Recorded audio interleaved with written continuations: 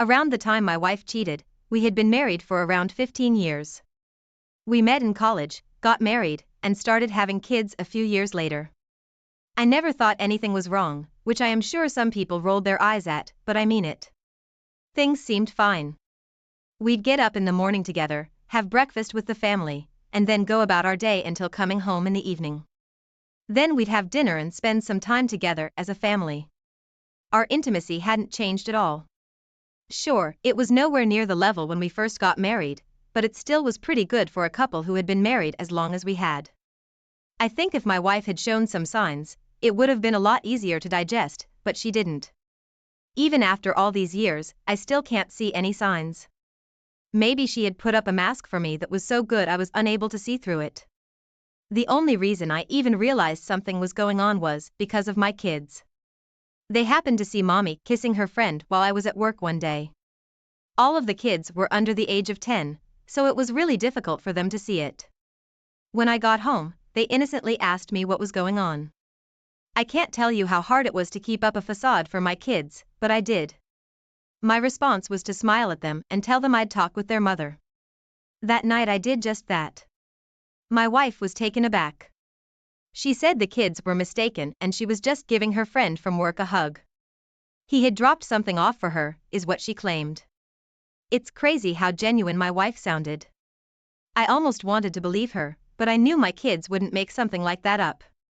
Plus, it wasn't easy to confuse a kiss with a hug. However, I let my wife think that I believed her and decided to go to old school. I hired a PI to find her. We had the money, so I figured it was a good way to make use of it to get proof. Within 2 weeks, I had my evidence and presented it to my wife. She didn't have much to say then. All she did was cry and cry, going on about how the coworker she was seeing was her soulmate. It wasn't planned, of course, and just happened. At that moment, I knew my marriage was over. There was just no way I could stay in a marriage with a woman who cheated on me, called my kids liars, and tried to make it out as if they were the bad ones. If I hadn't hired a PI, she probably never would have even told me the truth. I had to start the divorce process.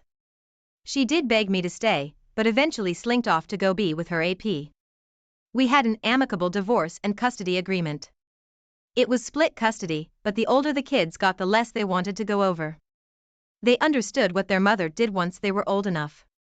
Never did I say anything to them about it or talk bad about their mother, because in the end she was their mother, after all. When they did get older, I tried my best to answer the questions to the best of my ability. It got to the point where my kids didn't even want to spend time with their mother anymore. She did take me to court, but by this point, they were of age where they could choose if they wanted to go over or not. They didn't, so the judge said it was out of her hands. If my kids wanted to stay with me full time and not visit their mother, then so be it. My ex was not happy with this and blasted me over social media as one does, but I ignored it because it was beneath me to pay any attention to it. By this point, my ex had remarried to her AP and had a kid with him. This was probably another reason why our kids didn't want to go over there anymore. It felt to them that they were being replaced. At least, this was what I suspected to be the case. Up until our kids turned 18, my ex tried her best to get them to come see her, but it was to no avail.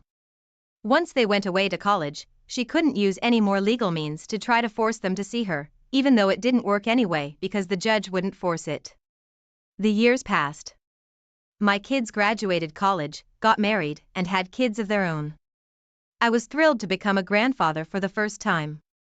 It truly is different from being a parent and gives you a great opportunity to spoil them rotten. At some point, my wife stopped trying to get into contact with our kids but started up again after her husband died. She only had one kid now with the deceased husband, but they weren't planning on having kids anytime soon. Her only chance at having grandkids was to be around the ones we shared. However, our kids still wanted nothing to do with her. I don't know if my ex-wife wanted to brag about it on social media or wanted a relationship with her grandkids because she genuinely wanted it. Whatever the reason, my kids didn't want to spend time with her or have her see their children. This was their right. She kept trying, even going so far as to constantly message them on social media and try to see if they would rekindle a relationship with her. If she had left things well enough alone and at least apologized, which she never did, I might add, to them then it might have worked in her favor, but my ex was never great at thinking that far ahead. So she's missed out on a lot of special moments with her grandkids. I remarried myself a few years ago and my second wife has become more of a grandmother to my grandkids than their biological grandmother ever has been. They barely even know of her existence. She's now quite lonely because after news of her affair came out, my ex lost a lot of her friends and even some of her family members. They turned against her because they didn't like what my ex had done to me. We never had any issues with each other and still reached out to me now and then. I wasn't as close to them as I once was, but we continued to talk to each other a few times a year. While I have a rich family life, my ex is now a bitter and lonely widow. From what I have heard, even her child with her deceased husband isn't very close to her. They have distanced themselves from my ex for some reason. I didn't care to know why, but I could come up with a few reasons why they would do that. Had my wife not stepped outside our marriage, she wouldn't be facing her golden years alone and with no kids or grandkids to share it with. I didn't have an ounce of pity for her because she made her bed and she was going to have to continue to lay in it until she took her last breath. OP. When you hear about cheating spouses, you rarely get a glimpse into how it can have an impact on their life even decades later. This is a perfect example of this. Your wife truly did have it all. A great spouse, kids, family, and friends. She threw it all away because she believed she had found her soulmate. There were so many other ways she could have done it, but instead, she chose to take the easy way out and cheat on you. Amazingly, she was willing to go so far as to blame the kids and brand them as liars. Based on this alone, it's no wonder that your kids want nothing more to do with your ex. The same goes for allowing their children to be around her as well. She could try to make amends in some way, but it seems like your ex just kept digging your heels in. Continue to enjoy your life with your new wife, kids, and grandkids.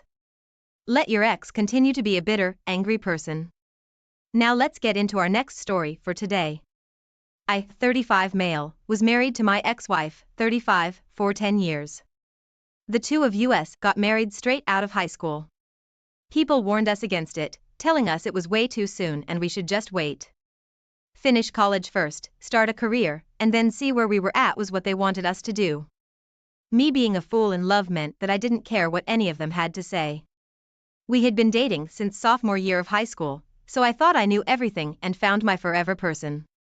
My wife at the time seemed to be on the same page. So we got married and went to the same college.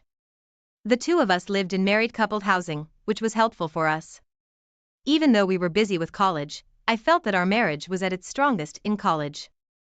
After we graduated, we got our apartment and jobs in our chosen fields.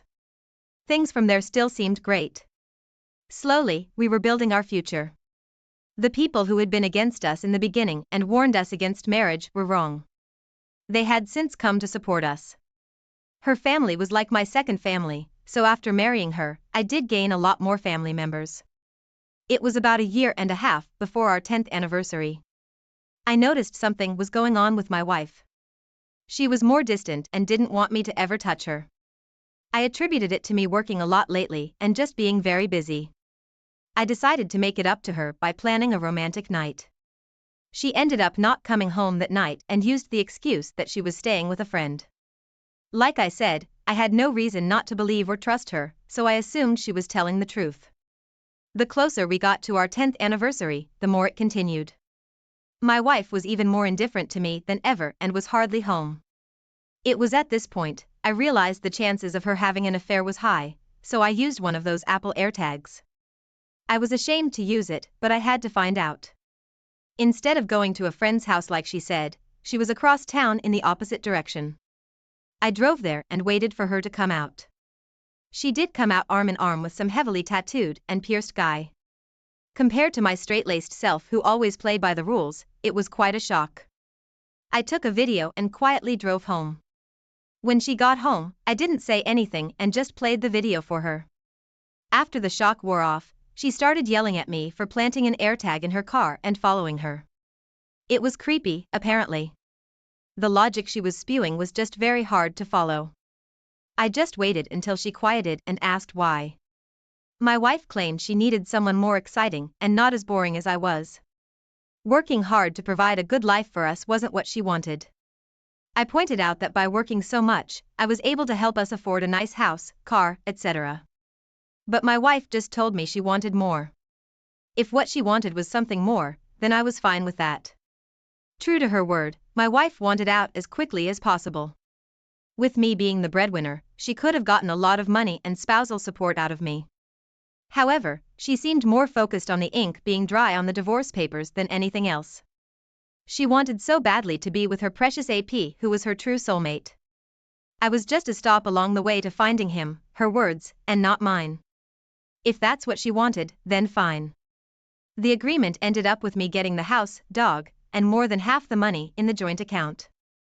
I was shocked that all she wanted was the car to be paid off completely and no alimony.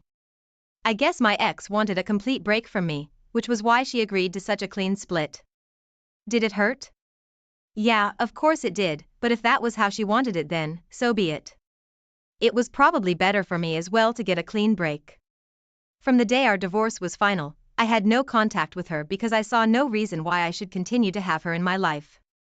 However, we did have mutual friends and I still kept in contact with some of her family members, so I was still private to certain things that were going on in her life. The AP, or the new love of her life, was gone within a year of the divorce. He dumped her for someone else, which sent her into a tailspin. Since she had been staying at his place, it left her with no place to go. My ex couldn't go back to her parents because they had disowned her pretty much and still talk to me to this day. Last I heard, my ex-wife had been living in a small apartment with her sister and the new love of her life. She's working 2 jobs to make ends meet and is in debt. Had she pushed for more during our divorce, then she would have had more money as well as a lemony to fall back on. I mean, I wasn't complaining, but if she had been thinking with her head instead of her heart, she would have been better off. To make it weirder, her new boyfriend has the same name as me. I'm not sure how to feel about that, so I choose not to think of it very often, or at all. It just seems a little taboo to date someone with the same name as your ex. Like you wouldn't date someone that had the same or similar name of a family member, so why one with the same name as your ex-husband? It just didn't make sense to me, but when it came to my ex, there were a lot of things I didn't understand and would probably never understand either. She was my past anyway, so I didn't need to worry myself sick when it came to my ex-wife. It's been a few years since our divorce, and while my ex-wife's life has been a downward spiral, mine has been great. I got remarried about 3 years ago, and the 2 of us are currently having our first child. Trusting another woman was difficult for me, so it took me a while to even think about dating again. My now wife was very patient, however, and was willing to wait for me as long as she needed. Eventually, I felt ready to date again, and it led to a second marriage. I have even reached a new level of success. My wife and I managed to sell the old house I had with my ex, buy a bigger one, and even have savings to spare. Both of us had lucrative careers, though my wife planned to go on maternity leave once the baby was born. If my ex knew about my new life, then she has yet to reach out to me. I doubt she ever will, which suits me fine. There is no need for her to ever speak again, but sometimes I do wonder if she regrets having an affair and hurrying through a divorce so she could be with her AP. Chances are my ex regrets it, but what comes around goes around. For my ex, truer words had never been spoken. OP. I love the saying you use at the end of your post because it is so true. What comes around will go around. It might seem like the person who hurt you has it all and will never face consequences for their actions, but they will one day. It might be a subtle consequence, or in the case of your ex-wife, the consequences are big and have a lasting impact on their financial future. It's so great that she didn't try to push you for a lemony or strap you for cash after your divorce. I have heard that this happens to a lot of divorced men, so I'm glad she was naive about it for your financial sake. Congratulations to you and your new wife, as well as your unborn baby. This gives others hope that there are other fish in the sea and happiness can be found again. It's not very easy, but it is possible. Thank you all for taking the time to listen to today's stories. If you enjoyed listening, please feel free to like and subscribe if you haven't already. Also comment below with your thoughts on what happened. If there is a story you would like to share with me about your own situation or someone else's, then please do not hesitate to contact me. My wife, 41, and I, 46, were married for 18 years when our sex life ran out of steam. We had twins that were grown and attending college. When they moved out, I thought for sure our sex life was going to get a boost. It did for a month, but then having sex anywhere in the house at any time got boring. We read online that taking a friend vacation without your spouse is a good way to miss each other and crave intimacy. Friendly flirting can also help fuel the craving your partner has for you. I was skeptical of this, but it was the first time in a while I saw my wife so excited to do something. We started making arrangements for our separate vacations. For some reason, my wife and her friends decided to go to Colorado. On their tour schedule was the town where my wife grew up. As far as I knew, my wife didn't have a very positive childhood.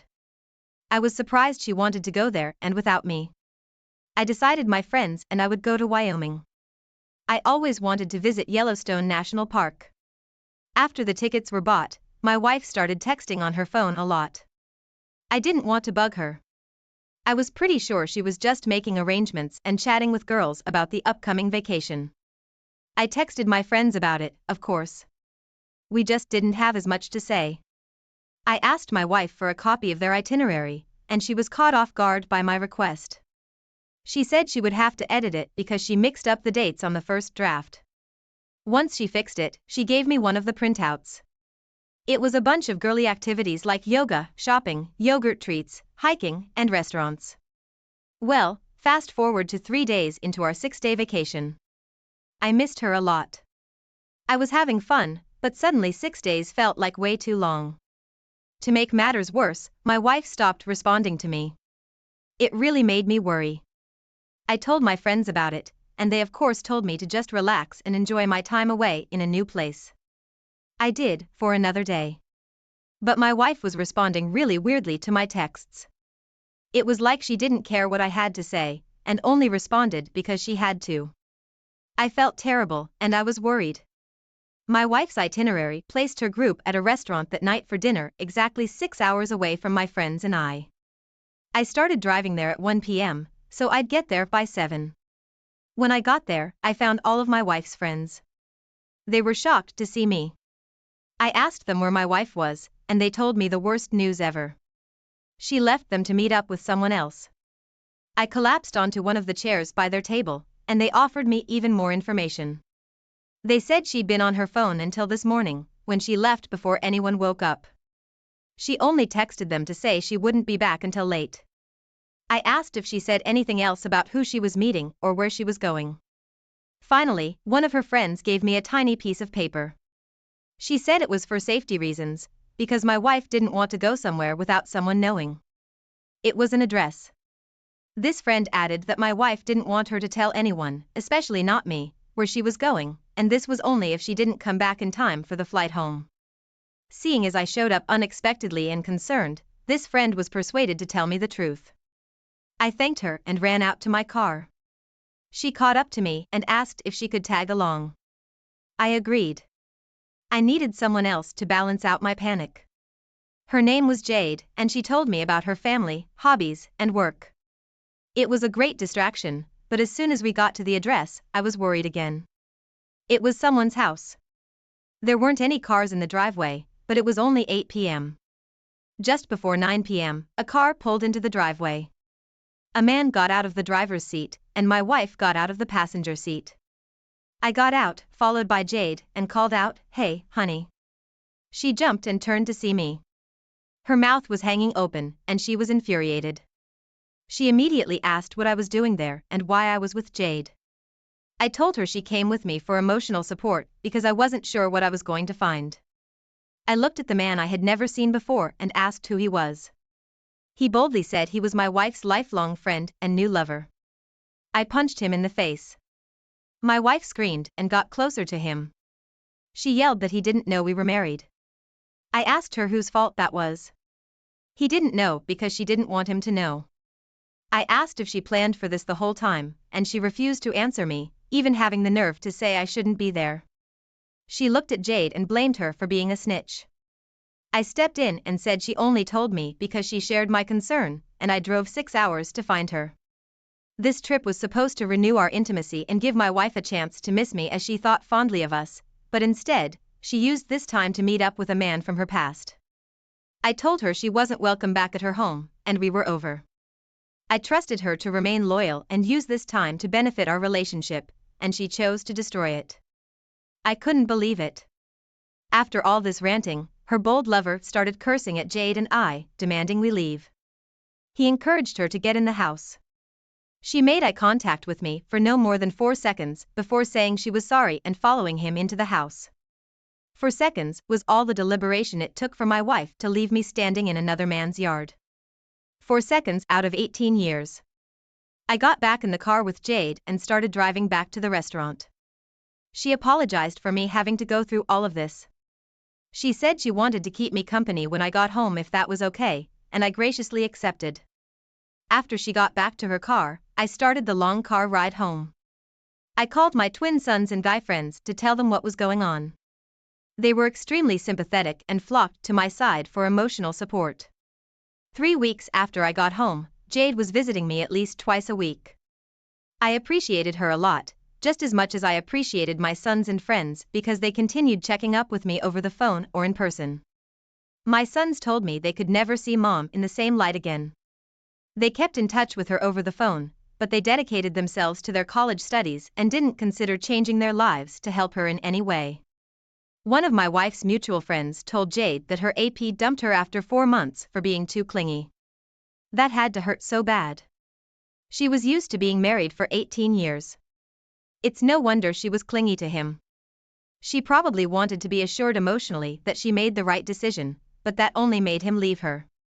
I wondered what she was going to do with her life now, but I didn't try very hard to find out. An entire year later, I checked my old email address and found that my wife had been sending me emails weekly that entire time. The messages ranged from extremely angry with me to completely desperate for my response and love. I was honestly relieved I didn't find these messages until a year later, because by now I was romantically involved with Jade and wasn't tempted to take my wife back after her infidelity. I hope this story encourages people not to cheat. I hope it encourages people who are going through betrayal to know it's really okay. It's not the end of the world, and life goes on. Even though my wife's world turned upside down, she still had another chance to change her ways and make herself a better woman. Wow, OP. I am so sorry you had to endure the betrayal of your lifelong partner. You came out of your comfort zone for the chance to improve your marriage, and your wife made the selfish decision to meet with another man. I am sorry your wife didn't understand how beneficial and worthwhile it would have been to rekindle the flame in your long, successful marriage. She chose to sacrifice the father of her children, the man she spent 18 years with, for a fling that only lasted 4 months. Please, people, do not do what this woman did. She probably told AP her pity story about how her sex life was boring now and added that she was about to be in town for a few days. All AP heard was that he could have sex, probably more than once, with a woman he didn't have to commit to. Who knows what he promised her at the time, but it seems like as soon as she made the jump and switched men in her life, AP proved he wouldn't provide her the stability she was accustomed to. The lesson here is not to have sex with anyone who isn't your long-term companion. Sex is intended to be a sacred expression of love and commitment, but when it's had with the wrong people at the wrong time, it brings trouble. The best way to spice up your love life with a long-term spouse is communication. Sexy and out of the ordinary communication. You probably know what your spouse enjoys, so focus completely on that. Become a selfless fiend for what they crave and you'll surprise the both of you. If you aren't sure what to say, ask them about it or just let them know you're gonna try some new pillow talk. Thank you for sharing this story. Now let's get into today's second story. Today I'm going to tell you all about one crazy life-changing event that happened to me. It all started when I got a phone call halfway through my workday. My wife, 27, and I, 33, were married for 6 years at this point and she had been looking for a job for a year. She earned a small amount of money by making crafts and selling them on Etsy. I didn't want her to feel rushed or forced to get a job she hated. She'd already been through a really crappy childhood, so I only ever wanted to motivate her and make her feel safe. Our relationship seemed wonderful to me. She would get depressed sometimes and I knew it was because of painful memories of the past. I asked her what was on her mind at least once a day, but much of the time she didn't say anything. When she did, it wasn't anything I could help with or didn't already know. So on this particular day at work, I got a phone call from the police department of the next county over. I was confused but listened as he explained that he had no choice but to arrest my wife today. Understandably, I freaked out. I asked him what the hell happened and what was going on. He said they received several calls about a woman setting a car on fire in one of the residential neighborhoods. My first thought was that there was no way it was my wife, but he verified her name and phone number and said they had possession of her car. I was absolutely mind-effed. I asked if she gave any statement, the reason for being there, or an explanation, and he said so far she was unwilling to talk to them. I asked if she was allowed to call me, and instead he asked me to come in person to talk to her. I agreed. When I got there, they had me sit in the interview room with her. Her expression went from hardened and angry to soft and defeated. She covered her face with her hands. I asked her what the heck happened. I needed to know because I could not figure this out. She whispered that she couldn't tell me. I asked why. She said it was because we were being recorded and I wouldn't want to know. I said she was wrong. I wanted to know, and she was apparently caught red-handed, so the only thing left to do was explain herself. She sat up, revealing her reddened and depressed face. She said she was setting fire to her ex's car because he cheated on her. After I let this sink in a bit, I asked her how long ago this happened and why seek revenge now. She really didn't want to answer me anymore, but I was her husband. She was in a police station. Her options were limited. After breathing a lot and crying, she told me he cheated on her last night. I said what, and she went on to explain that she'd been seeing him for a few months while I was at work. I could not believe what I was hearing. The cops were gonna have a ball watching this drama unfold, so I clarified that she was seeing AP behind my back, and when she found out he cheated on her last night, she decided to set his car on fire in broad daylight. After hearing my words, she looked like a shell of a woman. I told her I was ashamed to be her husband. She exposed her own affair by losing any self-control or responsibility she had left. I told her we were over and left the police station. I got a few sorry looks from some of the officers. My wife freaked out. She could only call people with permission from the cops, so the next person she called was her grandmother who raised her. Her grandmother actually thought it was a scam call and didn't look into it any further for another 3 weeks. Then she was finally contacted and paid my wife's bail. In order to afford it, she had to take out a loan. This was just the start of my wife's consequences. After she was out of jail, she tried to call me over and over again. After receiving 15 calls in one day, I finally answered it.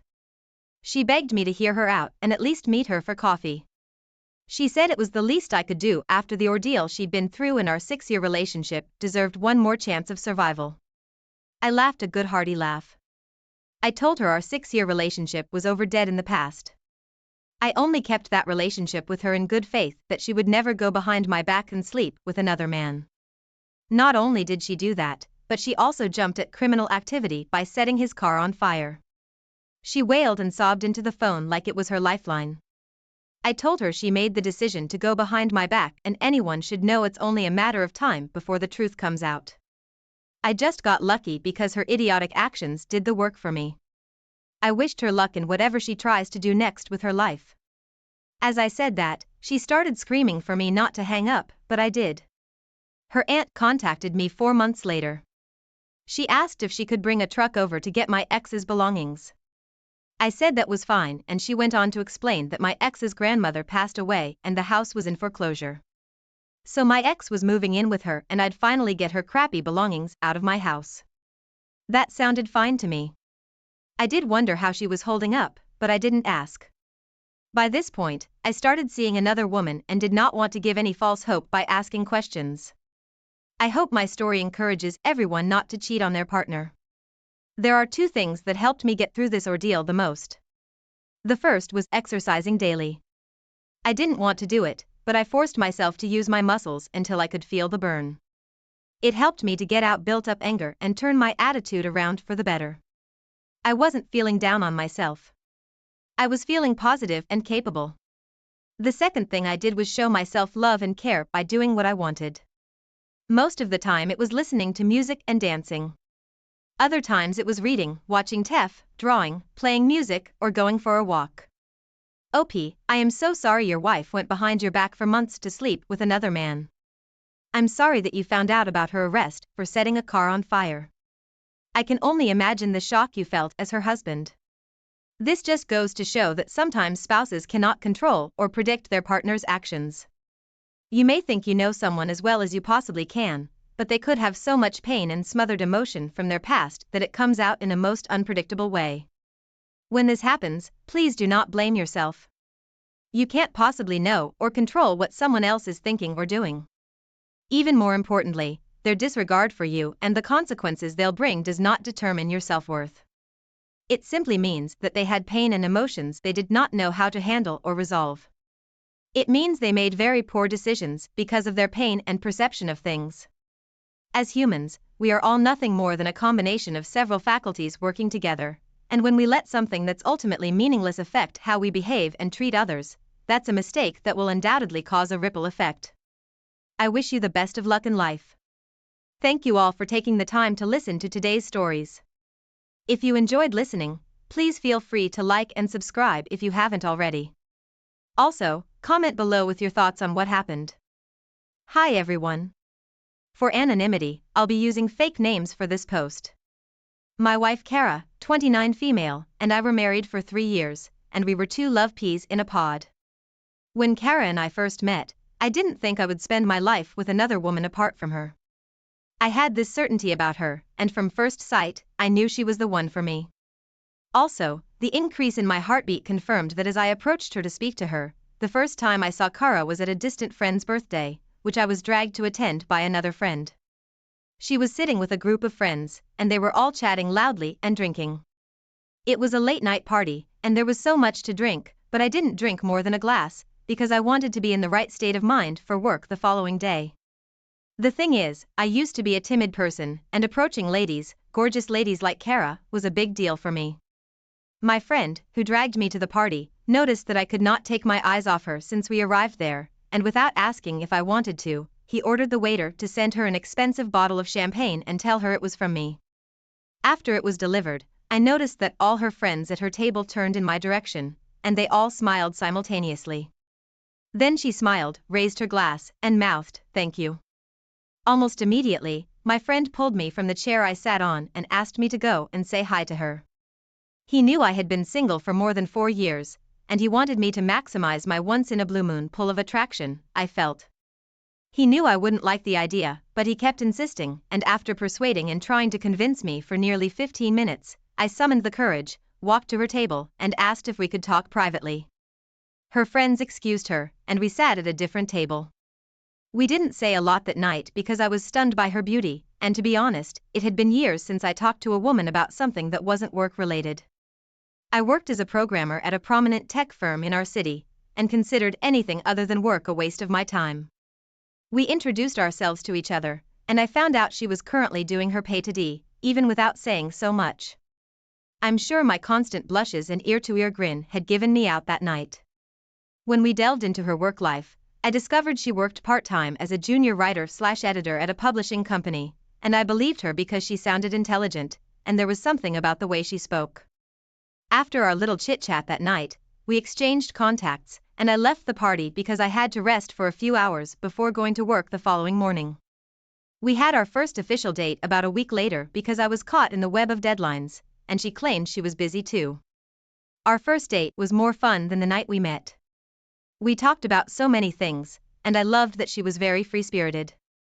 She smiled and laughed wholeheartedly, and it was evident that she enjoyed our conversation and our time together. After our first date, we hung out more often and visited each other's apartments.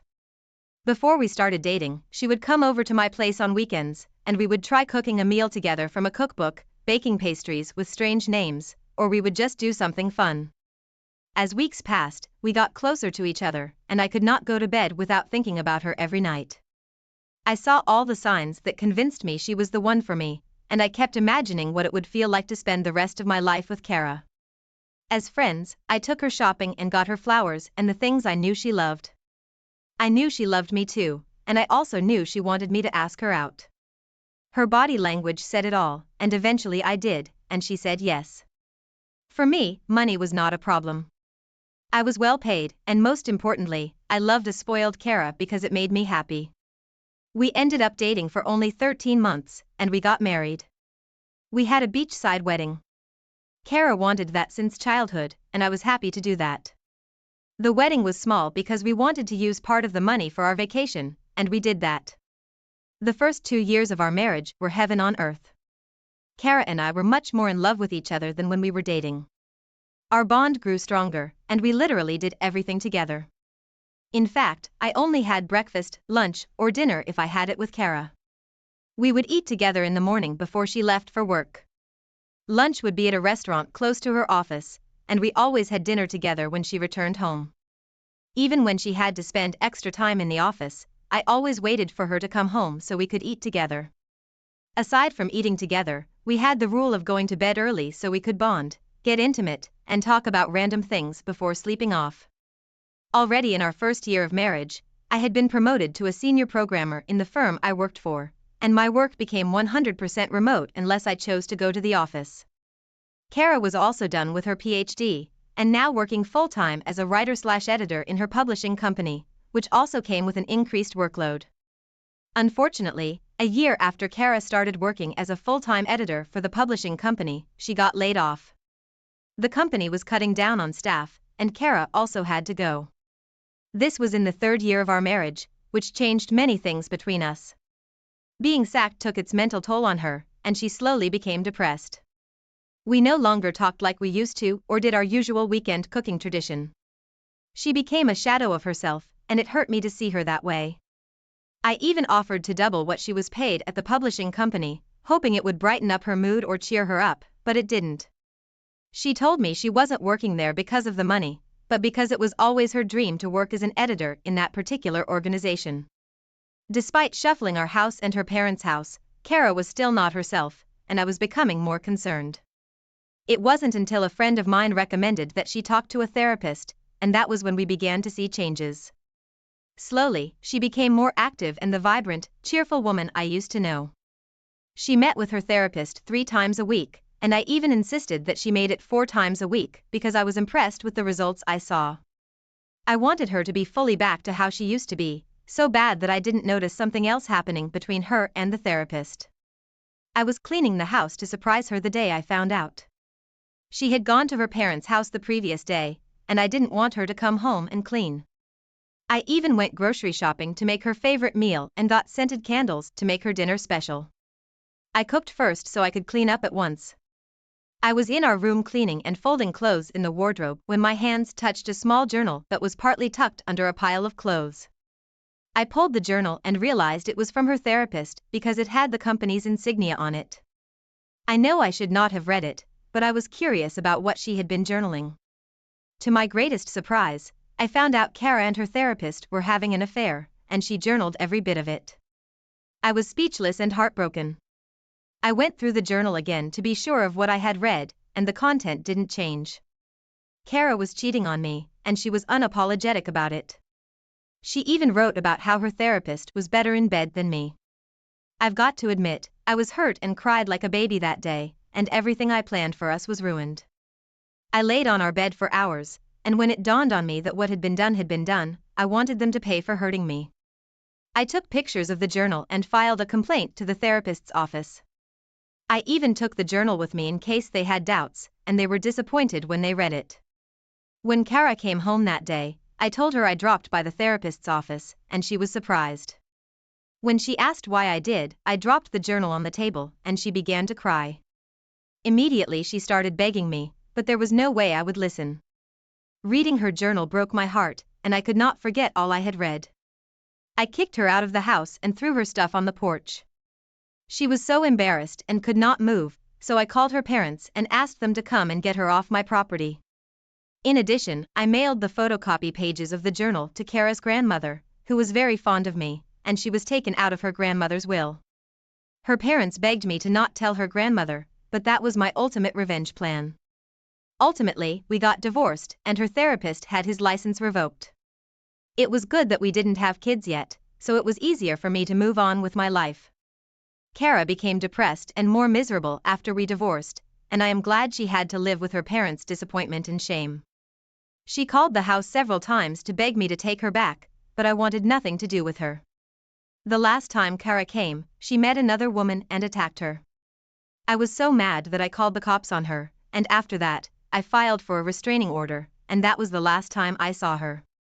As for the woman she saw, we broke up because I was still hurting, and I have not completely moved on, but I'm glad I'm making progress. OP, you handled the situation maturely and gave her a taste of her own medicine.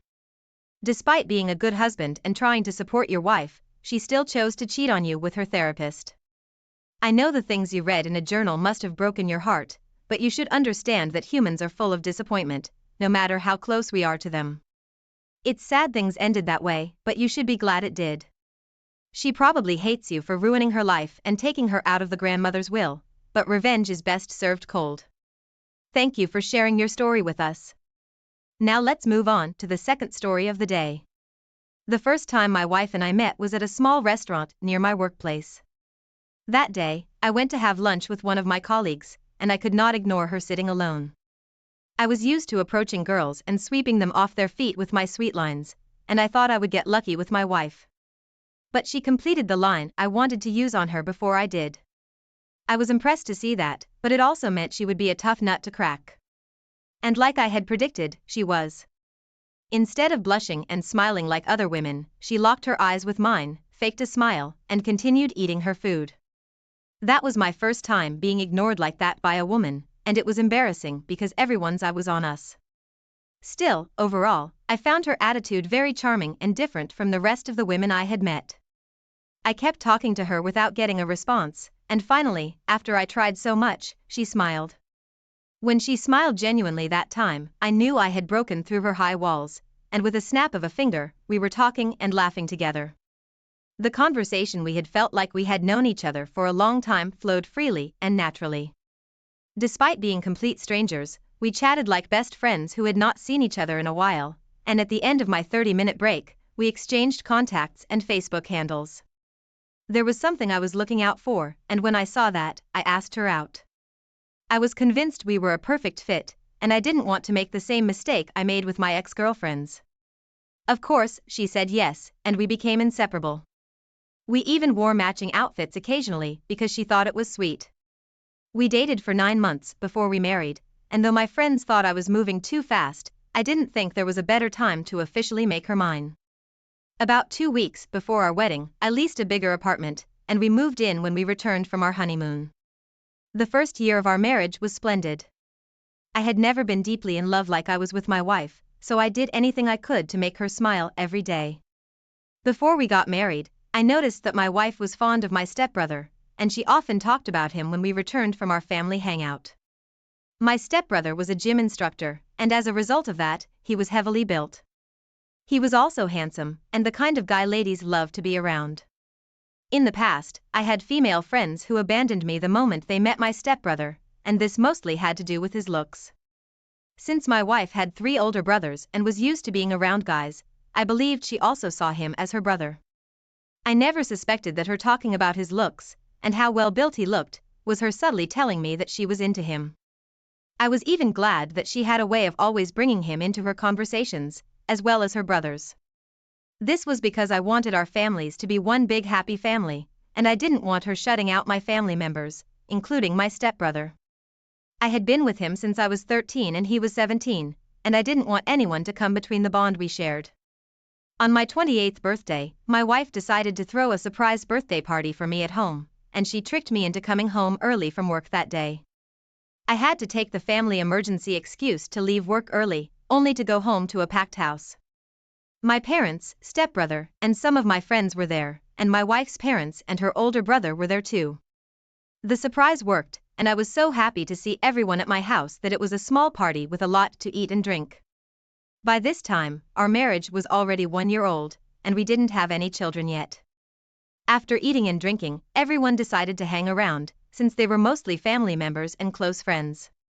Also, it was pouring heavily outside, and no one had the excuse of going to work the next day since it was a Saturday.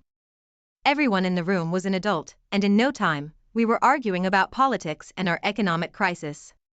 The conversation grew intense as we all tried to outtalk one another, and that was when I noticed my wife was not with us.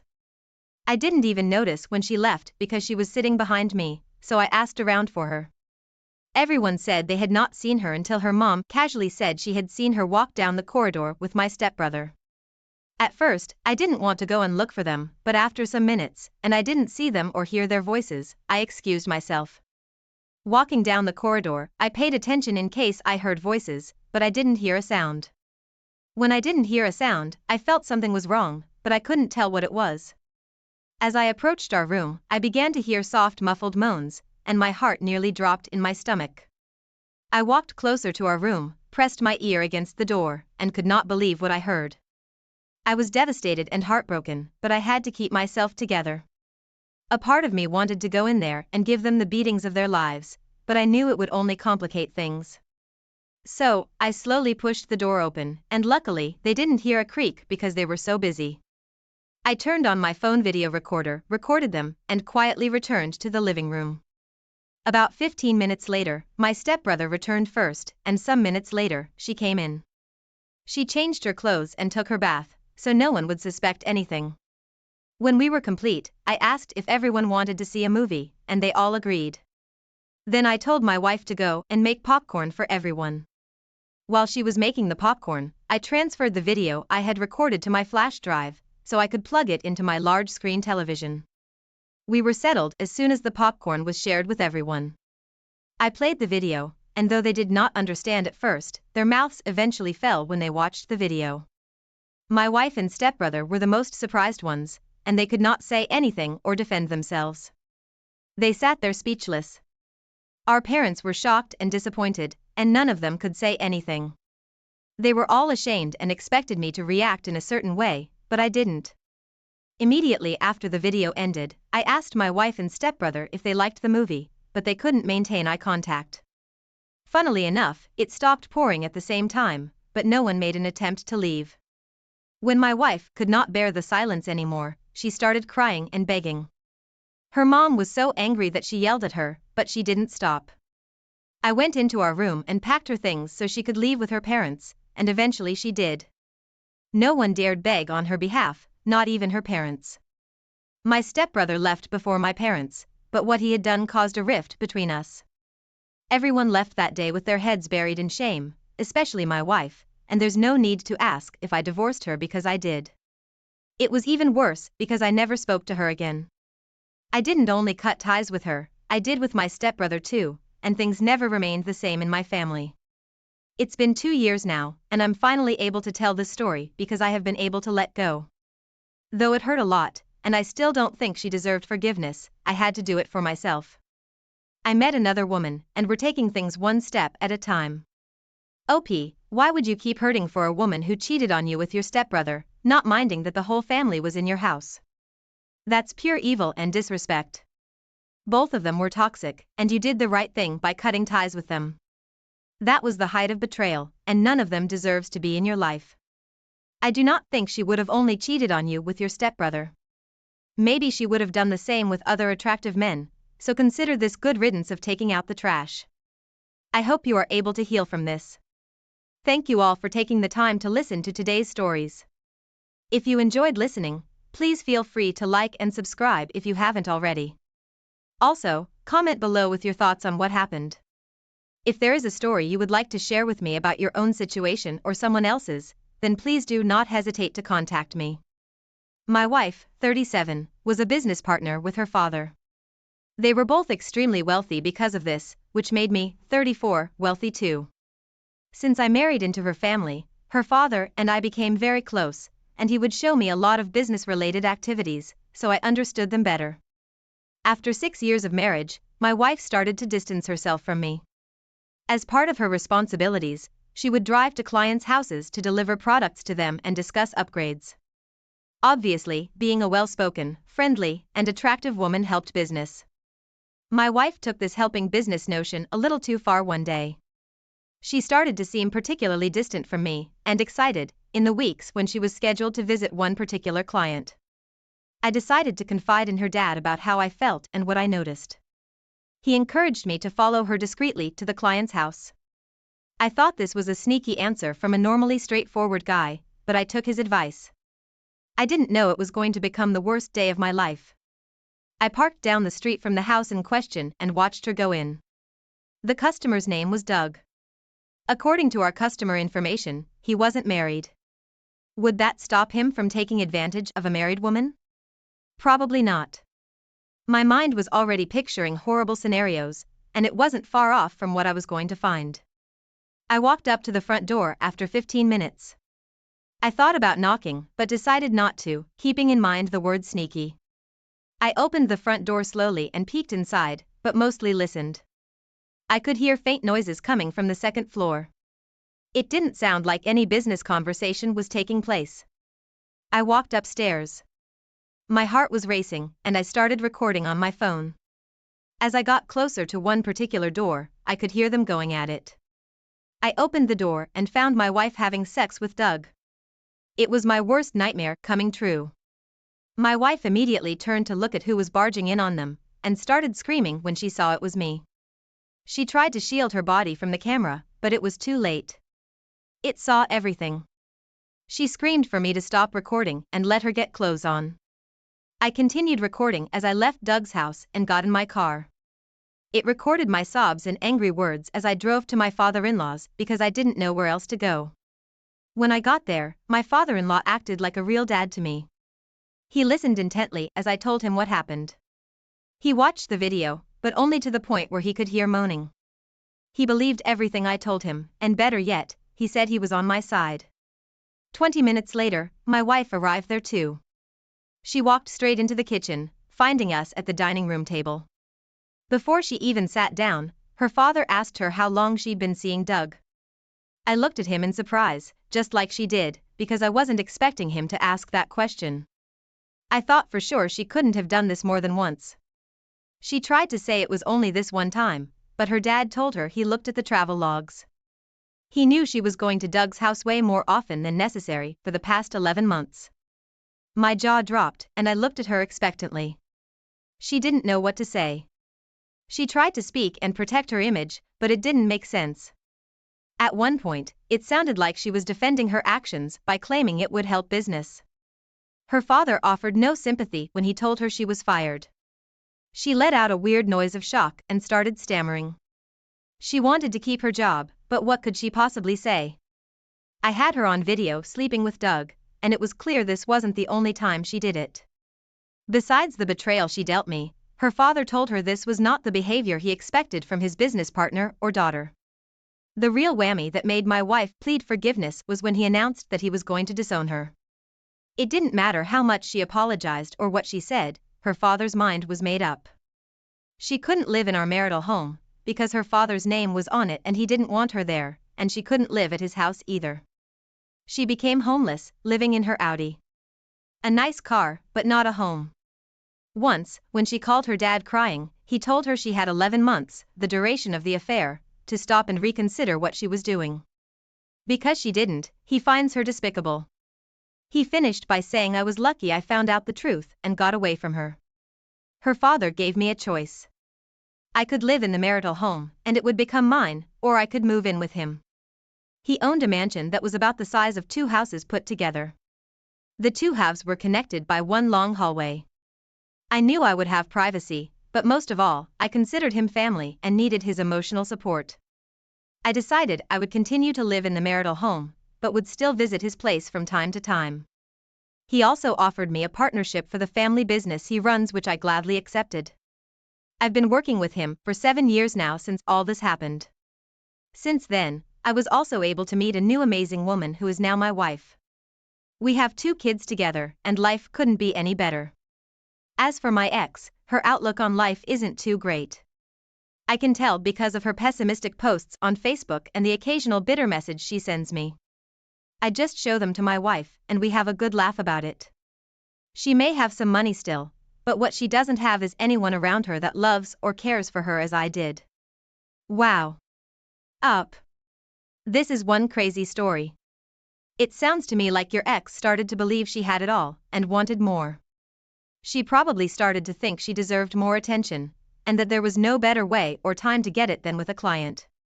Obviously, this proved to be a very stupid and selfish decision that would cost her the dearest relationships in her life and her career.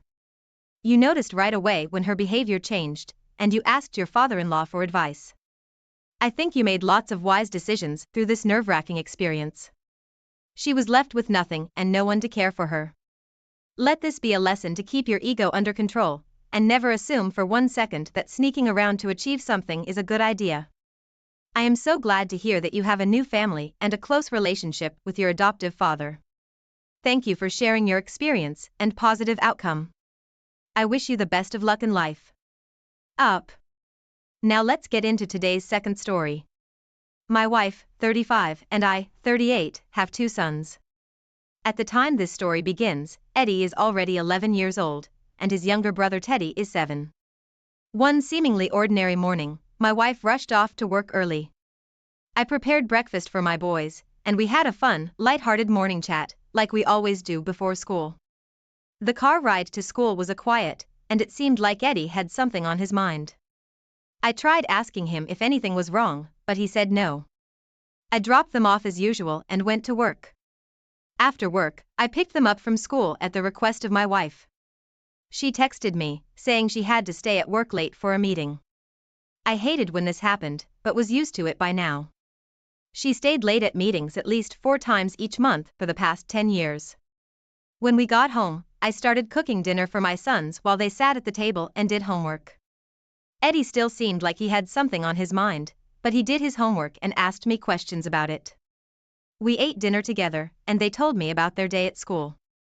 It wasn't anything out of the ordinary, but this was the last time I would have a conversation and dinner with my sons before discovering life-changing news. We were about to clear the table when Eddie said he had something to tell me. His voice cracked, and he sounded like he was about to cry. Teddy looked uncomfortable and asked Eddie if he was sure he should tell me about it. I assured them they could tell me anything. Eddie proceeded to tell me that Mommy told them I wasn't their real dad, that a few times every month, Mom would take them to visit their real dad. My jaw dropped. I asked him who their real dad was and if I knew him. He said yes, I knew him. It was Uncle Kevin. I could not move for a few seconds. Both the boys asked if I was okay, if I was mad, and what I was going to do. When I snapped out of it, I told them both that I loved them. I told them that according to me, I would always be their dad. They were happy with that and helped me clean up dinner. They went off to play, and I contemplated what I was going to do. My own brother fathered my children. How could this have happened? I couldn't believe it, and I couldn't prove it. I told the boys to wait until a specific day to tell Mommy that they told me I wasn't their daddy.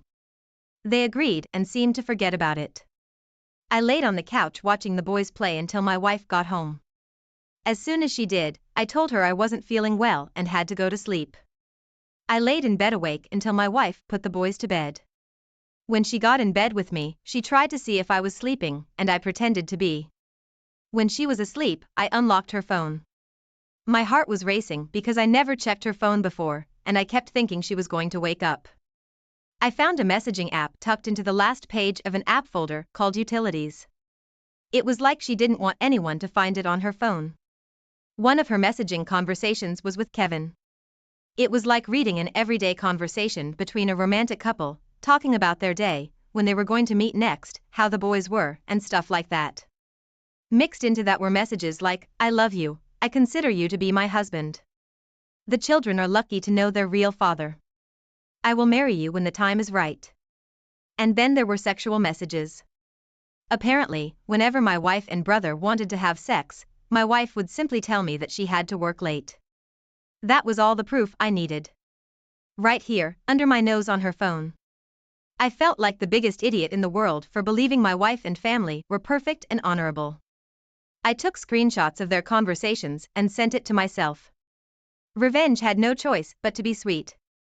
The next day, I hired a PI and a lawyer. I already had some proof, but it had to be undeniable. The lawyer informed me that I could receive alimony from my ex, keep my house, and sue my brother for sleeping with my wife and ruining our marriage. A DNA test was done, quickly, I might add, on the boys, and it was determined that the DNA was slightly off from mine. A more exact match was likely to be found in my brother's DNA. Over the next month, a PI followed my wife. It was hard for me to behave normally during this time, but it helped to pretend that my son never told me the secret. At the end of the month, the PI sent me all he captured. There were 42 pictures of my wife, children, and brother. They were all behaving like a family at the park, at his house, and out to dinner. It was the weirdest, most heartbreaking thing to see.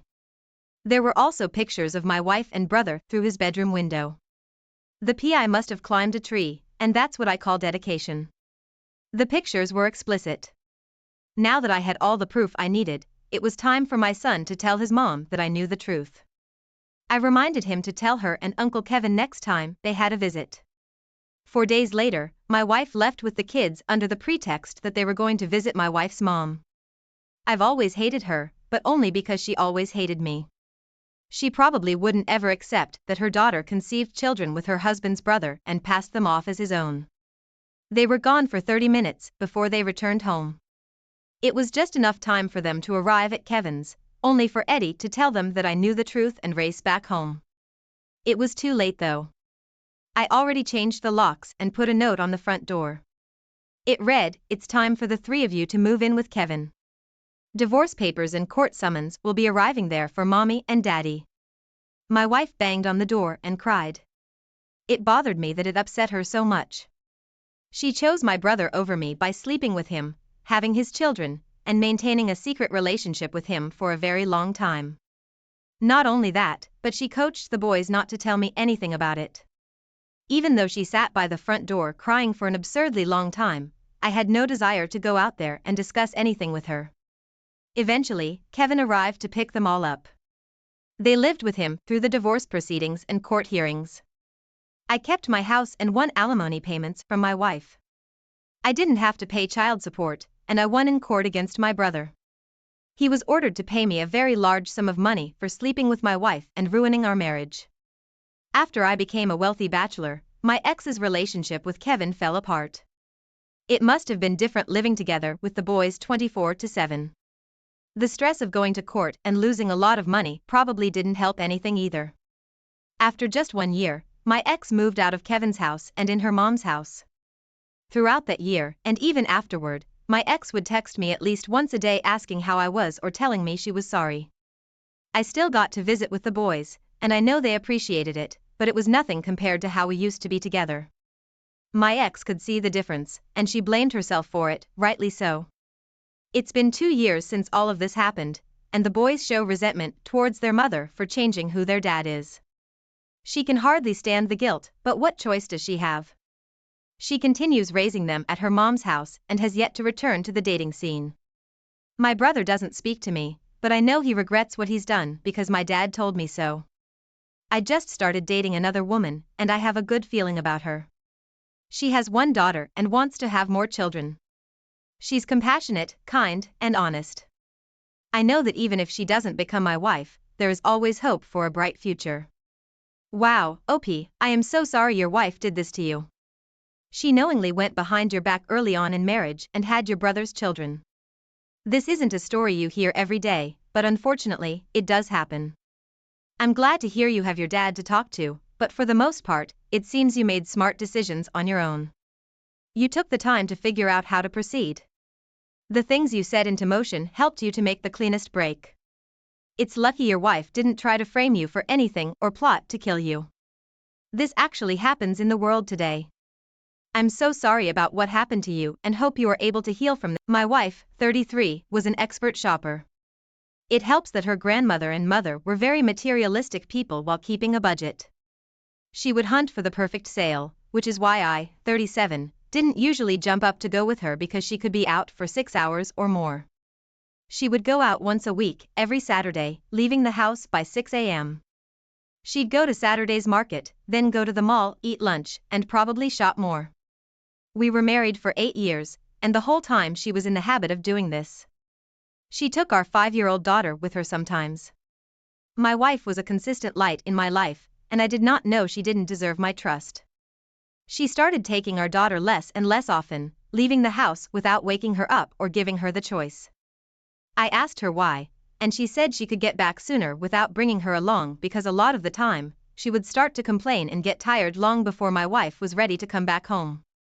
I suppose that was a reasonable explanation, but my daughter and I were both bummed because she enjoyed those trips with her mom. Our daughter actually started asking her each time if she could go with her, and she'd say no each time. She'd do something else with her the next day, or bring home something nice for her, but it wasn't the same. I let it go for a while, but eventually, I felt like I had to say something. I confronted her and told her she needed to take her with her that Saturday. She was not happy. I couldn't believe how inconvenient it was for her. She started to accept it and actually did follow through, but that Sunday, she went out alone. Usually, we all had family time and practiced meditation. Our girl always turned it into a game of peeking without getting caught. When the wife got back, she was really happy, like everything was fine. Then my daughter asked a question that led to the discovery of what was really going on. She asked her mom if she met the man with the puppet today. My wife forced a laugh and said no, he's only at the market on Saturdays. I asked who this was, and before my wife responded, our daughter said he was the man Manny kissed yesterday. I looked at her with wide eyes. She knew we had to talk. I excused myself to another room and waited for my wife to set up our daughter with toys before joining me. I quizzed her until she was blue in the face, but she couldn't convince me her lies were true. She tried telling me our daughter was talking about something else, but I knew her speaking capabilities were pretty accurate. She even looked at my wife like she was going to be in trouble with Daddy. She knew it was wrong, and she wanted me to know, so my wife eventually came clean. She said he was a nice guy that she got close to over the years she'd been going to the market. He liked her more than friends, and she didn't want to break his heart, so she started giving him kisses. I didn't think there was any way she could believe this was okay. I told her she betrayed my trust by doing this, even by being friends with this guy without telling me. I'd like to know who she's involved with, even if only for safety's sake. Now I was suddenly aware of a guy she'd gotten to know for years, introduced to her daughter, and kissed.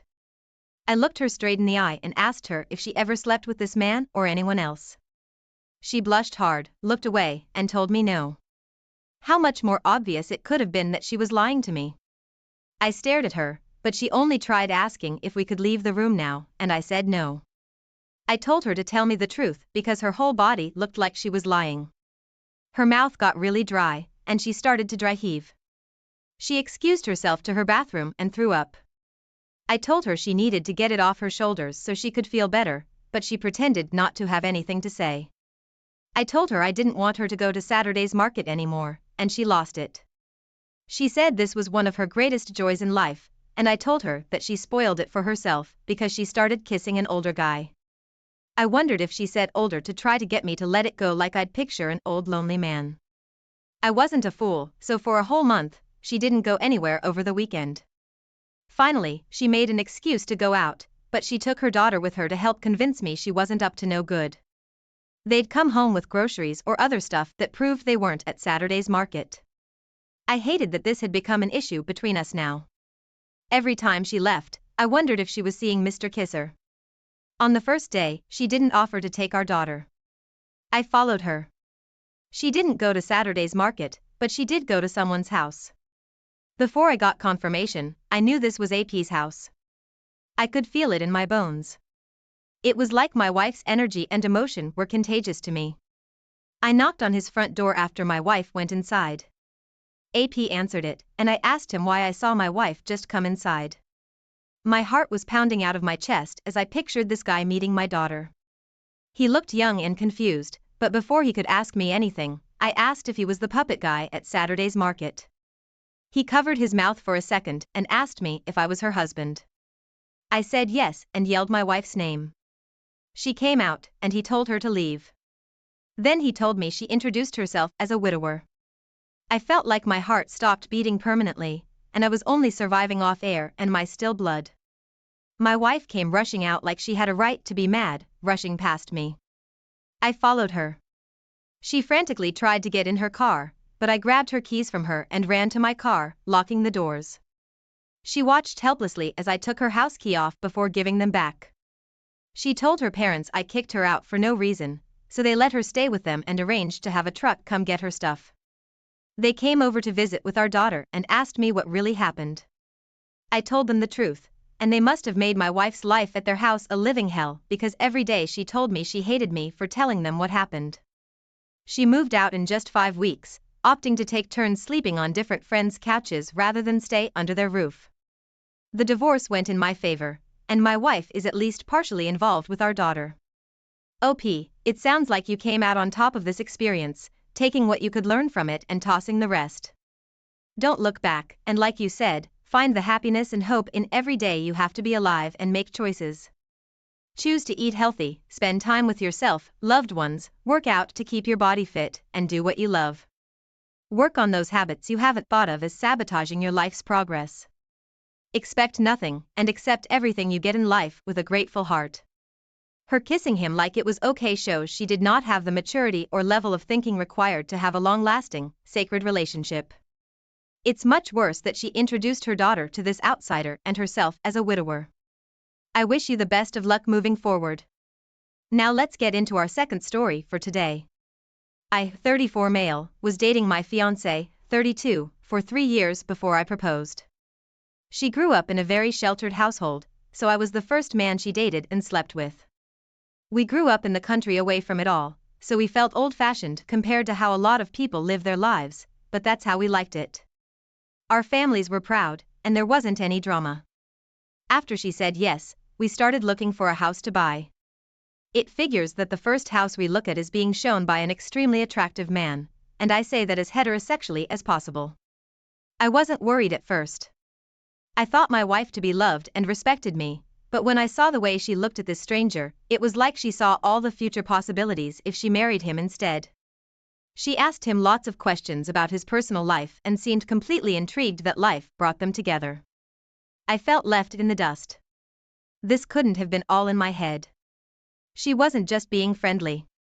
When we left the house tour, I asked her what that was all about, and she played dumb. She acted like I didn't just see her flirting with this guy, like her life depended on it. I told her what I saw, and she said I must be an extremely jealous person to have seen something that wasn't happening. Well, I told her we weren't buying that house because I didn't like that guy, and I wasn't comfortable with her seeing him ever again. Since that day, she started asking me more questions about her appearance and what my goals were in life. I think she started wondering if I was good enough to be with her. She started talking about how great it would be to make as much money as a realtor and to be able to be dressed up and just show houses seemed so easy. I told her I didn't want her to work at the same realty place as that guy.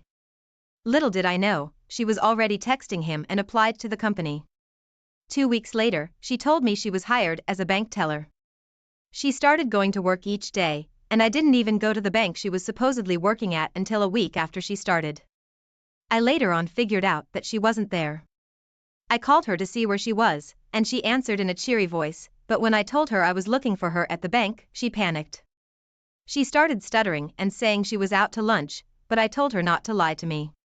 I said I already went inside, and no one knew who she was. She was speechless. She finally said I had to promise not to be mad, and she told me she actually became a realtor.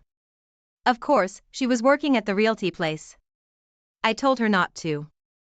Then, before I even admitted how mad I was, she told me we were invited to AP's house for dinner, the man that showed us the first house.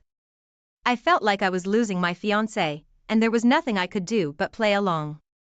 She swore they were only friends, and I didn't have any concrete proof otherwise. I wouldn't be able to divorce her without knowing I wasn't jumping to conclusions, so we went to his house. It was a mansion, and it made me sick. There was another couple invited over, so at least it wasn't just the 3 of us, but he mostly spoke to my wife all night long. When I couldn't hold it anymore, I went to the bathroom, and when I came back out, they were gone.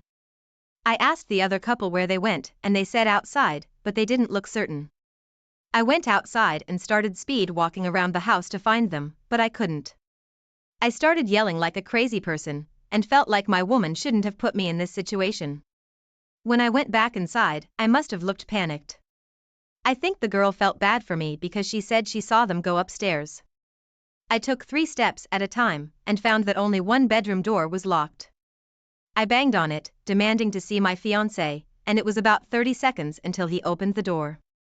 All he said was he was sorry old habits die hard when it comes to locking the door, but a few things crumbled his lie to pieces. First off, he had my fiancé's shade of lipstick on his lips.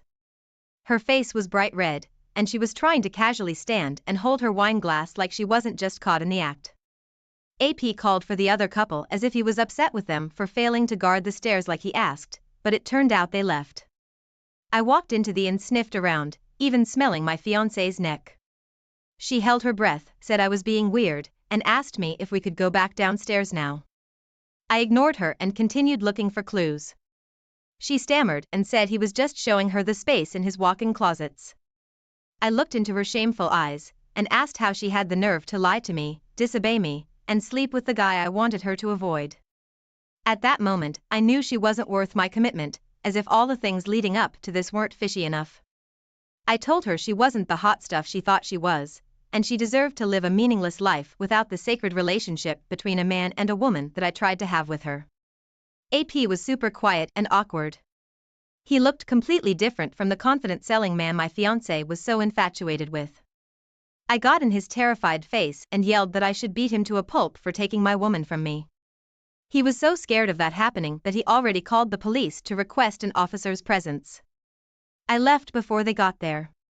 AP didn't realize that by doing that, he provided me with a police report I obtained a copy of, where they each admitted they were having an affair, and I caught them. I was able to use this to publicly shame them.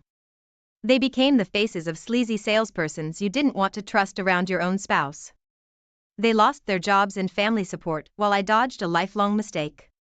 It still freaks me out that she started an affair with the first attractive man she came in contact with as an engaged woman. OP, I am so glad you didn't marry this girl. She was obviously not ready to commit to you for the rest of her life. It seems to me she never had to face temptation before this. When she realized just how big the world was, her ego grew with it, while her morals all but disappeared.